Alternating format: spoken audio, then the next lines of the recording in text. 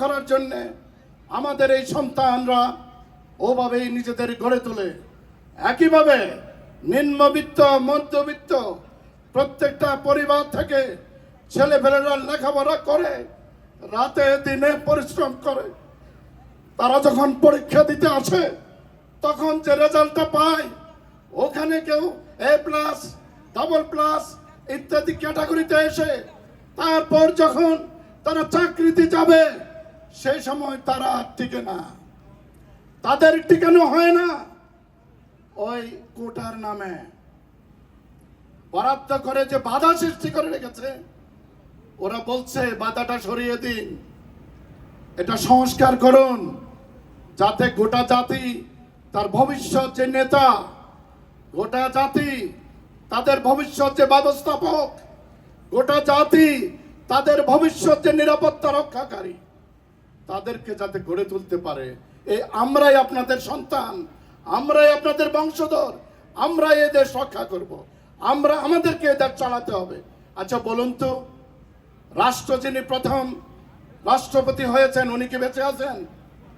যিনি প্রথম প্রধানমন্ত্রী হয়েছেন উনি কি বেঁচে আছেন? তাহলে রাষ্ট্র চলতে হয় না? একইভাবে আমাদের এই সন্তানদের কাছে ভবিষ্যৎ কি তার অপরাধ? ও যখন জানিয়েছে এই কথাটি, আপনি গুলি করে দিলেন।